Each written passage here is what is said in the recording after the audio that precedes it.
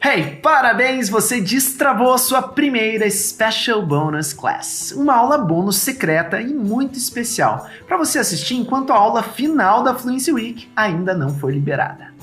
Na nossa Practice Time, a primeira aula prática, você estudou um diálogo cheio de estruturas, básicas e avançadas. E mesmo que esteja começando completamente do zero, viu que é possível sim aprender conteúdos avançados de forma simples e prática. Você também praticou padrões de pronúncia nativa e conheceu expressões, gírias e técnicas avançadas de estudo. Nessa aula aqui, você vai, utilizando os 4 passos do Fluency Hacking, desvendar e praticar alguns dos sons mais importantes no idioma, fazendo com que você sinta na prática o gostinho de falar um novo idioma com uma bela pronúncia. A gente vai conhecer e praticar um tema gramatical que geralmente causa problemas para brasileiros. Com isso, a gente vai desde o início criar uma base forte para você caminhar a passos largos rumo à fluência. E muito importante, se você ainda não assistiu às primeiras aulas da Fluency Week, pausa agora esse vídeo e assiste. Aí sim você vai estar pronta para realmente absorver todo o conteúdo dessa aula. Se você já assistiu, estamos prontos para começar.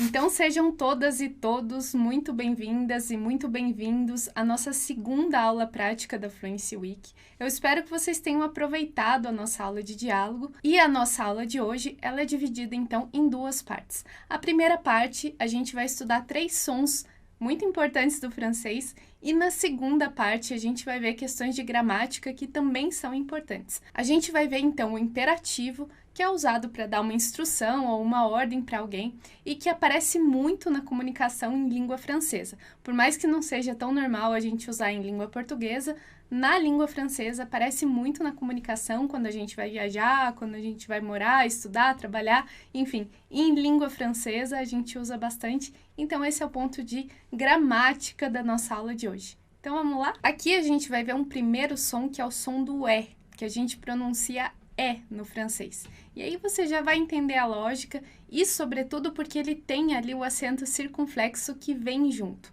Então, a gente vai ter essa pronúncia é, como no português, a gente tem o e e o é, então é o nosso é, equivalente ao nosso é. E aí, no caso ali, tem um detalhe especial que é o acento circunflexo que eu vou contar para você. Então, a nossa primeira palavra lá, onde vai aparecer o som do é fête, fête. E a tradução é festa. Então, observe o seguinte, na palavra em francês, a gente vai ter o acento circunflexo e a gente vai ter ali fête. Na tradução em português, a gente vai ter festa. Então, repara que o S aparece ali no português. Se a gente pensar numa outra língua, que é o espanhol, a gente vai ter fiesta, fiesta. E aí também aparece o S. E se a gente pensar numa quarta língua, que é o inglês, a gente vai ter feast. E aí também a gente vai perceber a existência do S. Então, qual que é a moral da história? A moral da história é que o acento circunflexo no francês, ele marca a existência de um S, que com a evolução da língua francesa foi sumindo, foi desaparecendo e daí foi grafado na forma do acento circunflexo. Então, se você observar nas outras línguas ali, a gente tem o S, que vai justamente aparecer, e no francês esse S, em alguns casos, como o caso de fête, ele virou um acento circunflexo. Bom, para você saber, o acento circunflexo, ele pode aparecer não só em cima da vogal E, mas ele pode aparecer em cima de outras vogais. Então, só para te dar alguns exemplos, a gente tem, por exemplo, château, que é castelo, a gente tem abîme, que é abismo. Então, o acento circunflexo ele vai aparecer em cima das outras vogais também. E aí, a particularidade da pronúncia para a vogal E vai ser justamente a pronúncia com som de E. Então, a gente vai dizer simplesmente fête, fête. Vamos para a segunda palavra agora, a lógica é a mesma. Então, a gente tem lá tête, tête. E aí você já sabe, então, que o E a gente vai pronunciar com o som de E, porque tem um acento circunflexo ali em cima. Então, a gente vai dizer tête, tête. E aí, vamos fazer aquele exercício de colocar o S depois do E.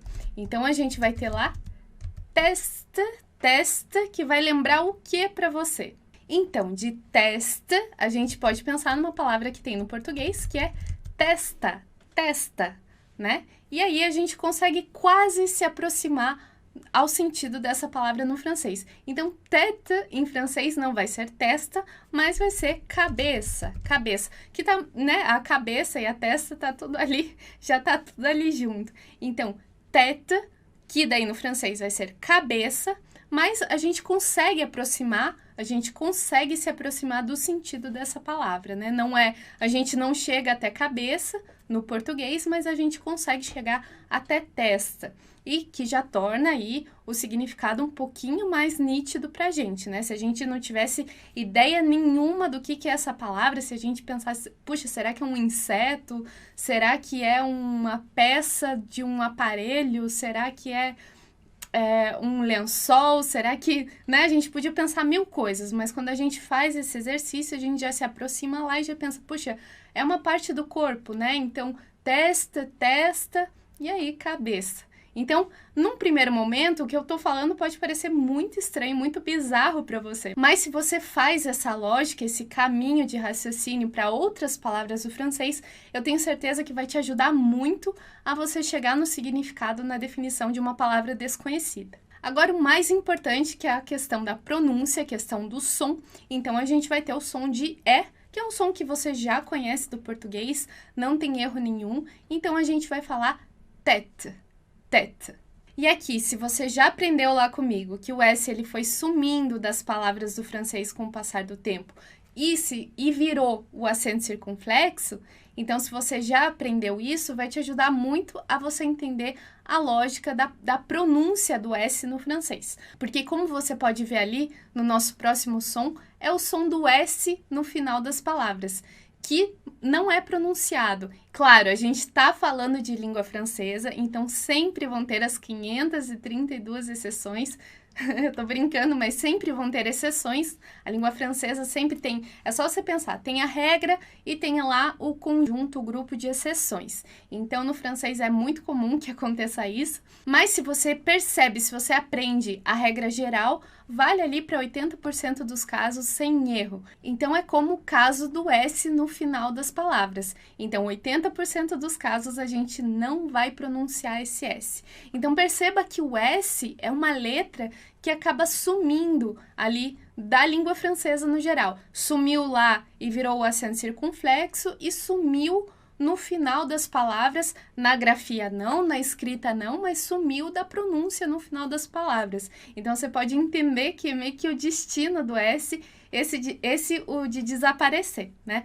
Como acontece também, aqui só fazendo paralelo, como acontece também na língua portuguesa e em algumas variantes do espanhol. Então, pensando lá na língua portuguesa, a gente acaba dizendo, as meninas foram no cinema, as meninas foram no cinema. Aí você vai me dizer, sim, mas tá errado. Tá errado na norma padrão, na norma culta, né, que é uma coisa imposta, uma regra imposta, mas o modo como a gente se comunica, o modo como a gente fala no nosso dia a dia vai ser desse modo. Então, a gente vai dizer lá, as meninas foram no cinema. A outra pessoa, ela vai entender e é assim que a gente se comunica na prática, na oralidade. Então, sem pensar na questão de certo e errado, de norma padrão, norma culta, sem pensar em todas essas questões agora, pensando na nossa comunicação prática em língua portuguesa, a gente vai ter as meninas foram no cinema lá, né? E aí esse S também tende a desaparecer da nossa língua portuguesa. E aí, como eu falei em algumas variantes do espanhol, a gente vai ter esse mesmo fenômeno, né? A gente vai ter o S que vai desaparecer ali para algumas variantes. Então, eu posso dizer las chicas fueron al cine, las chicas fueron al cine, com esse la, né? E aí também a gente não vai falar las chicas fueran al cine. Claro que em outras variantes a gente vai pronunciar esse S até o final, mas em algumas não. Não vou entrar aqui nos pormenores da língua espanhola, mas só para mostrar para você que o que pode parecer um absurdo num primeiro momento em francês, né? Nossa, a gente não pronuncia o S em final de palavra, quando o S era um acento circunflexo. Então, tudo isso pode parecer muito estranho num primeiro momento. Mas quando a gente começa a pensar na relação com as outras línguas latinas, a gente vê que tem uma relação que tem, digamos assim, algo de parecido que acontece também nessas outras línguas, né? Então, aqui eu vou parar de rezar a missa agora e vamos lá para a nossa terceira palavra. Nossa terceira palavra é prête. Prête. E aqui você já aprendeu comigo lá, prête. Então, esse E com acento circunflexo que a gente vai pronunciar o som de E. Prête, prête. E o S do final que a gente não vai pronunciar. Prête, prête. E aí, esse E, esse segundo E que eu tô falando, ele eu gosto de dizer que ele é mudo porque ele não aparece, ele é muito sutil, ele é um detalhezinho ali. Então, prête, prête. E a gente não vai dizer, por exemplo, prêtes, né? A gente não pronuncia o S, como eu falei. Claro, tem as exceções da língua francesa, mas essa regra de não pronunciar o S em final de palavra, ela dá conta de 80% das palavras que terminam com S no francês. Então, só para pontuar que prête quer dizer pronta, eu posso dizer, por exemplo, je suis prête. Por exemplo, eu vou numa festa, eu vou dizer je suis prête, eu estou pronta. E eu posso dizer, por exemplo, eu e a minha irmã, nous sommes prêtes, nous sommes prêtes, nós estamos prontas, né? E aí, só fazendo paralelo com a língua portuguesa, a gente vai falar, a gente tá pronta, a gente tá pronta. E vamos imaginar que eu tenho uma irmã, eu não tenho irmã, sou filha única, mas vamos imaginar lá que eu tenho uma irmã e eu falo, a gente tá pronta. Eu e a minha irmã, a gente tá pronta, né? E aí, eu posso dizer, eu e a Ana, a gente tá pronta. Eu e a Ana tamo pronta, né? Então, veja como que no português também esse S ele pode desaparecer, né? Sem pensar, de novo lá, sem pensar em questões de certo e errado, de norma padrão, norma culta, mas pensando aí na nossa comunicação. Eu e a Ana tamo pronta, né? Sem o S lá, e até o tamo, né? Ao invés de estamos. Então, vai dizer que você não fala assim, vai dizer que você não ouviu alguém que fala assim, né? Então, isso existe, de fato, na nossa comunicação e é uma tendência. Então, perceber que o desaparecimento do S é uma tendência aí nas línguas latinas, né? A gente pode pensar nisso. Bom, aqui a gente tem, então, je suis prête, eu estou pronta, singular, e aí, nous sommes prêtes, aí, no caso de ser o plural. E aí você vai me perguntar, bom, mas tá, Teuha, e aí como que eu sei quando que é o singular, quando que eu sei quando é o plural? Se o singular é prête e se o plural é prête. Você vai saber porque toda comunicação tem contexto. Então, frases, elas nunca são soltas da comunicação, elas nunca são fios soltos, assim, que a gente não consegue amarrar num contexto, numa situação de comunicação, né? Então, a gente tem aqui, claro, exemplos ali que são elaborados para você entender, mas se você for se comunicar em língua francesa, no contexto real, sempre vai ter uma situação real, um contexto real, e você vai saber, relaxa que você vai saber se é o singular ou se é o plural. Então, como eu falei, se eu tô me arrumando para ir para uma festa e falo je suis prête, você sabe que é singular, você sabe que é eu estou pronta, né? Que eu falei eu estou pronta. Se eu tô falando de mim e da minha irmã, eu falo nous sommes prêtes, e aí você vai saber que nous, né? Nous já supõe duas pessoas, nous sommes prêtes, aí prontas. Você vai saber que é plural. E a próxima palavra lá que é photo, photo. Então, photo é uma palavra que a gente também não vai pronunciar o S, a gente vai dizer lá photo, que é fotos, né? Fotos. Então, photo, des photos. J'adore faire des photos. J'adore faire des photos. Moi, personnellement, j'adore faire des photos. E o próximo som, que é o som do GN, eu vou chamar lá o Felipe para te explicar. Merci, Teuha. Vamos lá, terceiro som dessa aula, então, o som do GN, que em francês sempre vai ser nha, nha. E eu sei que você já sabe disso, porque em português a gente não fala, por exemplo, filé mignon. A gente fala mignon, mignon. A mesma coisa acontece com a palavra champagne. Champagne, que escreve G-N, mas sempre com som de nha, como se fosse um NH do português. Champagne, champagne.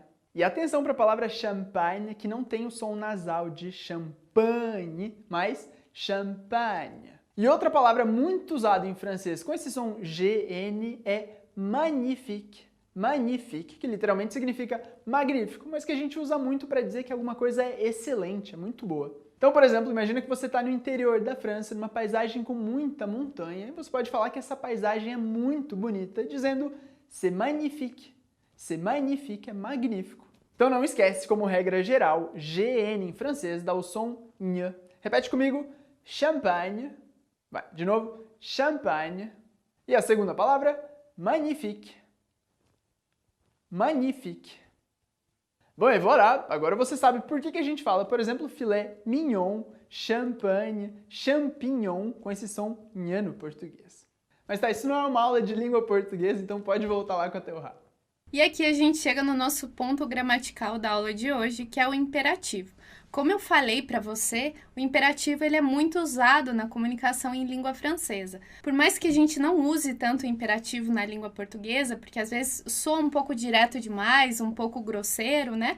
Nas outras línguas, não só na língua francesa, por exemplo, no espanhol também a gente usa muito mais o imperativo. Então, só para dar um exemplo rapidinho aqui do espanhol, só para você entender que esse é um uso muito comum e muito frequente, tanto na língua francesa quanto, por exemplo, como eu falei, em outras línguas, né? Que aí eu pego o caso do espanhol para ilustrar para você. Então, vamos imaginar que eu estou numa balada e que a balada, de repente, acabou a música, ficou tudo em silêncio, e aí eu tô do lado do DJ e eu aviso ele, porque ele não percebeu que tá tudo em silêncio, que tá sem música, e eu falo para ele assim, vamos imaginar que a gente tá na Espanha, e eu falo para ele assim, pon la música. Pon la música. Então, eu tô falando para ele, coloque a música, porque tá tudo em silêncio. Pon la música. E a mesma situação poderia existir no caso do francês, porque é comum que na língua francesa também a gente use o imperativo para dizer alguma coisa para alguém.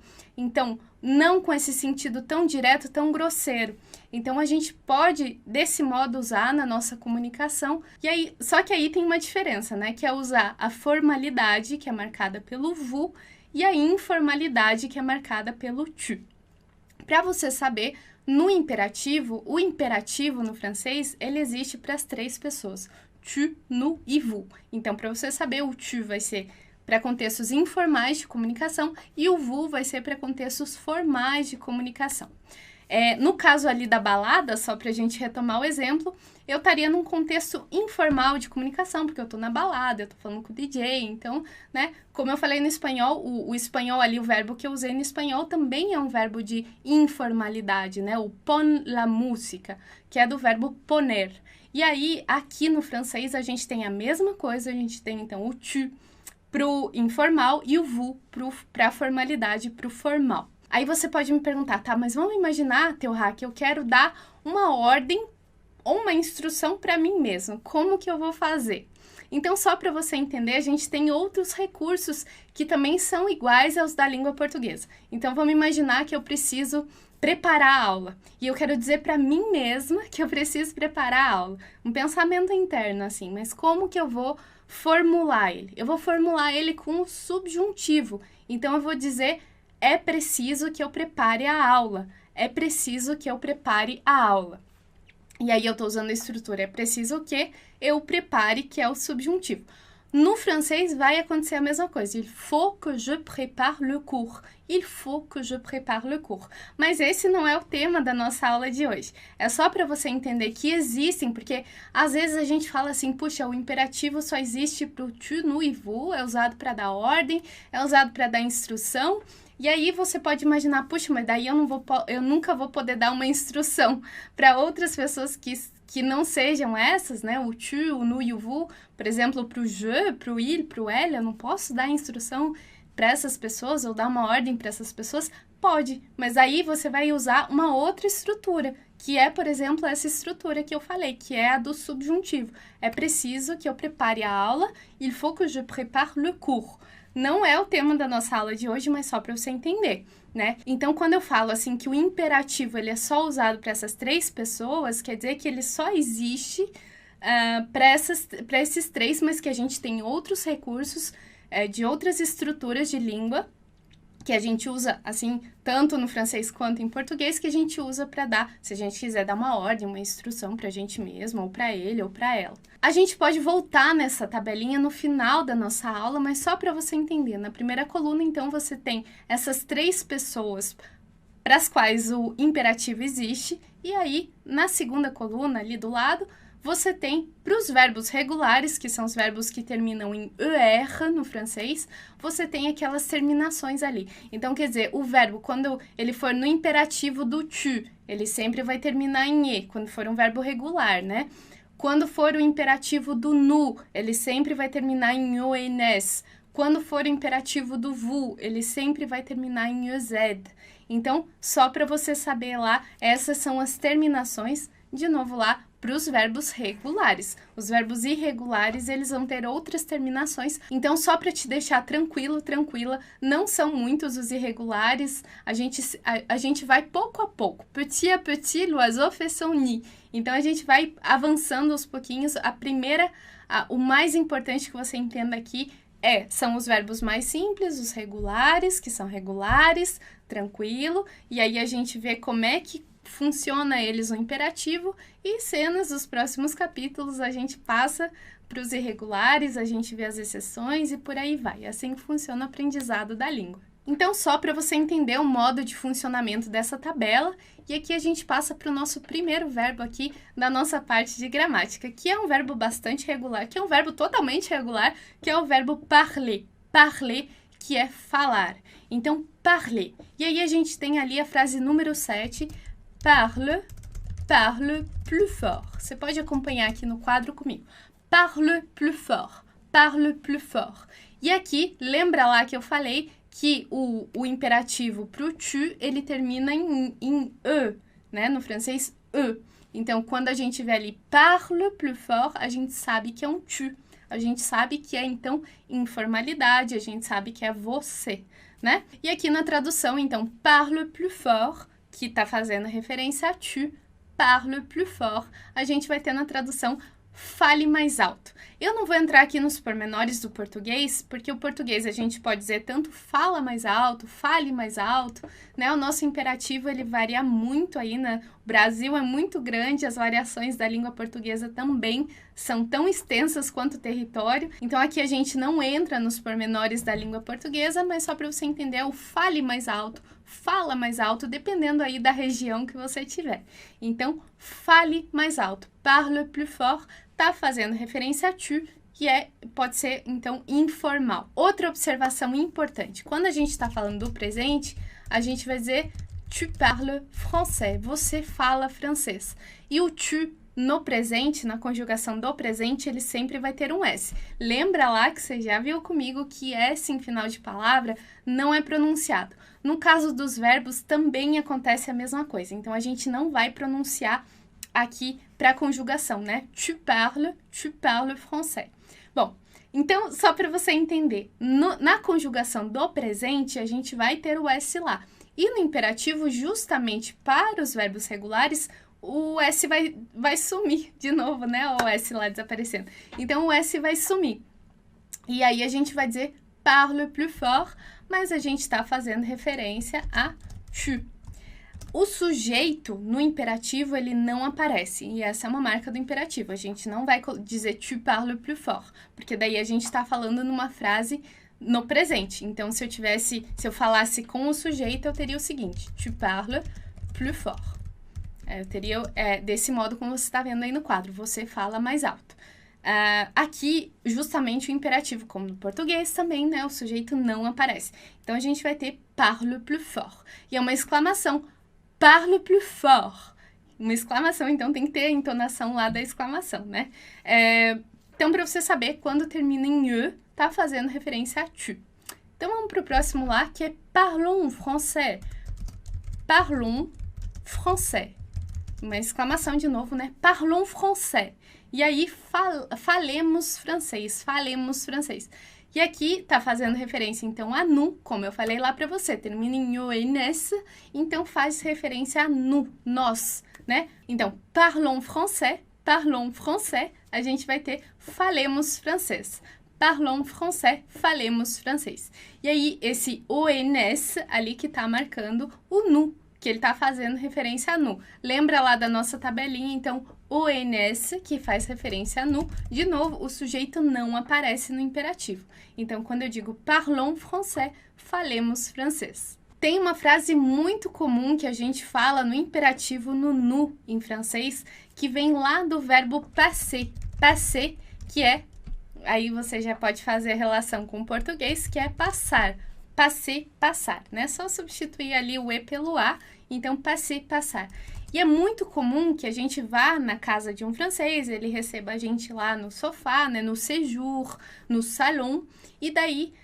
vamos imaginar que a gente vai jantar na casa desse francês. E aí, o que ele vai falar quando a gente já fez o apéro, quando a gente já fez o aperitivo, o que ele vai falar lá? Ele vai dizer, passons à table. Passons à table. Que é, vamos para a mesa, né? Vamos para a mesa, vamos para a sala de jantar comer. Então, passons à table. Passons à table. Que é nós, né? Tá fazendo referência a nós. E é outro verbo que você pode ver aí que a conjugação do imperativo é regular. Então, passons à table. Quer dizer, nós vamos para a mesa, né? Quer dizer, desse modo, ok? Então, mais um exemplo aí para você. E agora a gente passa para o terceiro exemplo desse verbo, que é parler. Então, parler doucement. Parler doucement. E aqui, falem devagar. Falem lentamente, né? Parler doucement. E deixa eu colocar aqui no quadro, então, parler doucement. E aqui, então, falem devagar. E aí, de novo lá, o EZ, essa terminação do verbo, tá fazendo referência lá ao vous, ao vous. E o vous, ele tem uma particularidade, que ele pode tanto ser vocês, formal ou informal. Então, vamos imaginar que eu tô falando... para um grupo de crianças e eu tô me dirigindo a elas, então a gente tá numa situação em que eu vou chamar elas de vous, porque são as crianças lá, né? Mas a gente tá numa situação informal. E eu falo parler doucement, falem devagar, falem mais lentamente. E na outra situação, vamos imaginar que eu tô num aeroporto e eu tô recebendo em francês uma pessoa que tá falando muito rápido e eu não tô entendendo nada do que ela tá falando. Então eu vou dizer para ela, parler doucement. Parler doucement. Aqui eu tô me dirigindo a você, você formal. Então, o vous, nesse segundo caso, ele tem um uso de formalidade, porque eu tô recebendo essa pessoa que eu não conheço, é um desconhecido, a gente tá no aeroporto, a gente tá numa situação formal. Então, como eu não conheço essa pessoa, como a gente tá em todo esse contexto aí, então vai ser formal. Então, esse vous tá sendo usado com o sentido de você, porém formal. Então, vous. Então, parler doucement, fale devagar. Então, aqui na tradução, né, vamos pensar lá em duas situações, as duas situações que eu tentei explicar para você. A gente tem a primeira das crianças, em que eu vou dizer falem devagar, né, parlez doucement les enfants, parlez doucement, falem devagar, falem calmamente, né? E criança, já dei aula para criança, é bem assim mesmo, que elas têm o costume de gritar, de berrar, elas estão falando com você aqui, ó, menos de 1 metro de distância, elas estão berrando, né? Então, parlez doucement.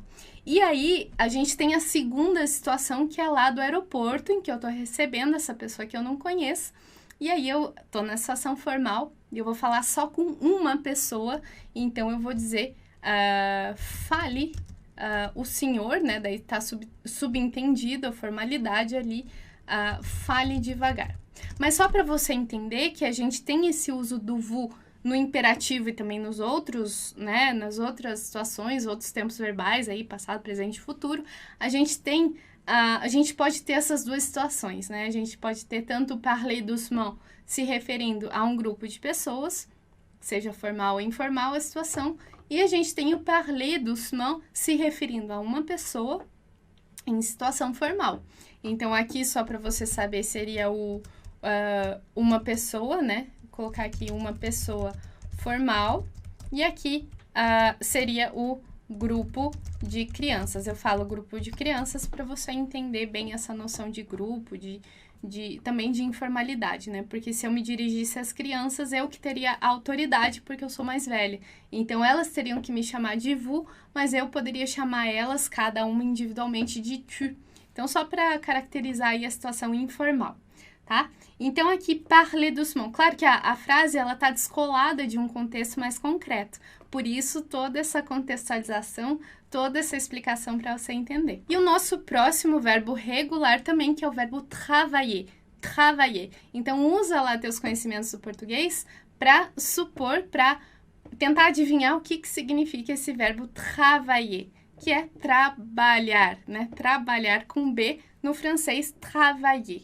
Então, aqui na nossa frase 10, a gente tem travaille moins. Travaille moins. Você já viu lá comigo que o S em final de palavra a gente não pronuncia. Então, aqui é mais um caso, né? Travaille moins. Então, trabalhe menos. Trabalhe menos. De novo lá, não vou entrar nos pormenores do português. Trabalhe, né? Eu falo trabalhe. Então, trabalhe menos. Travaille moins. E aí, de novo, a gente vê a terminação do E e a gente sabe que está fazendo referência ao tu. Então, está fazendo referência a uma pessoa só no contexto informal. Então, travaille moins. Eu estou falando, por exemplo, para um amigo que está trabalhando muito e que está débordé, de trabalho. Então, eu falo para ele, travaille moins, mon cher ami, travaille moins. Trabalhe menos. E aqui, a gente passa então para a próxima frase. Travaillons ensemble. Travaillons ensemble. E ali, de novo lá, então, trabalhemos juntos, né? Ensemble, juntos.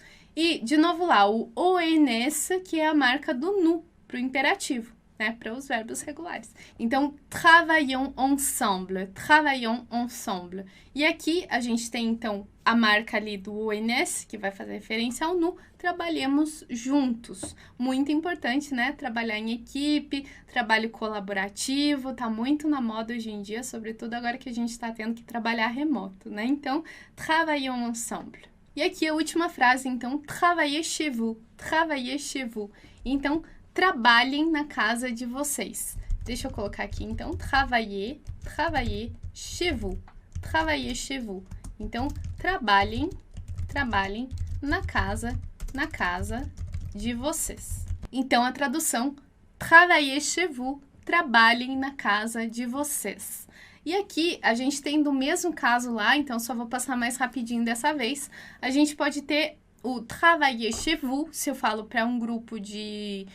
Vamos imaginar que eu sou a coordenadora de um grupo de professores. E aí eu falo para eles, travaillez chez vous, trabalhem na casa de vocês. Mas vamos imaginar que eu estou falando com um professor só.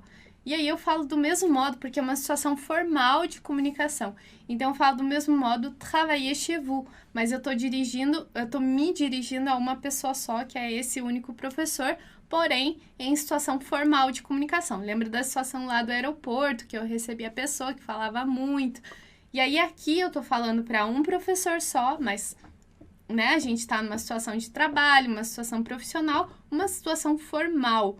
Então eu falo para essa pessoa, trabalhe na sua casa. No português, né, a gente não tem tanto essa marcação de modo tão explícito, mas para você entender, então, que aqui teria o sentido de vous, uma pessoa, né? Uma pessoa trabalhe na sua casa, mas aí o contexto todo ali formal, ou senão esse grupo de professores, travaillez chez vous, vocês professores na casa de vocês. Então, o travailler, de novo, o EZ lá da nossa tabelinha, a terminação, que vai fazer referência ao vous, tá? Só deixa eu colocar aqui no nosso quadro para ficar bonito, né? Então, vous seria o grupo de pessoas, tá? As duas situações poderiam ser formais, né? Elas seriam formais no caso, né? Nesse caso do travailler, esses exemplos que eu dei aí dos professores. Então, travailler chez vous para um grupo de pessoas ou travailler chez vous para uma pessoa só. E o próximo verbo, que é o verbo aller, o verbo ir no francês, eu vou chamar o professor Felipe para te explicar. Então, pode vir, Felipe. Super, merci Torah. Então, até aqui a gente viu verbos regulares terminados em R, como parler e travailler. E agora a gente vai ver uma exceção, um verbo irregular, que termina em ER, mas que é muito importante, que você precisa memorizar em francês, que é o verbo aller, significa ir. Então, primeiro, rapidinho, a maneira de falar vai para tu, para uma pessoa, é va. E para dizer vão, no plural, a gente tem aller. Mas calma, vamos ver isso em frases que fica bem mais fácil. Bom, acabei de dizer que para dizer vai, a gente diz va. Muito fácil. Então imagina, por exemplo, a mãe ou o pai que quer muito que a criança só vá dormir, só vá para a cama. A gente pode dizer va te coucher. Va te coucher, que literalmente é vai te deitar ou vai se deitar. Claro, de maneira informal a gente diria em português vai deitar ou vai dormir. Va te coucher.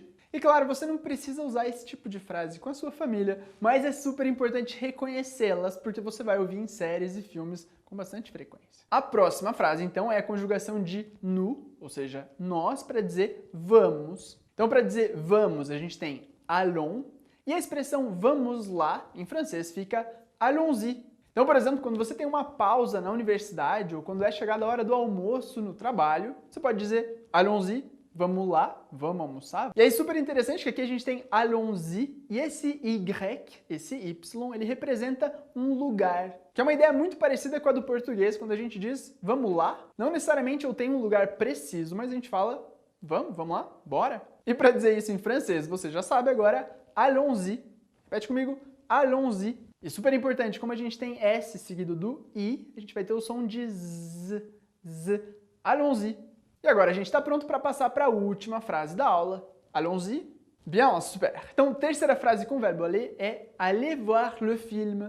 Aller voir, vão ver, le film, o filme. Então imagina que você viu um filme muito bom no cinema e você quer falar para suas amigas e para os seus amigos irem assistir porque vale muito a pena. Em francês você pode dizer aller voir le film.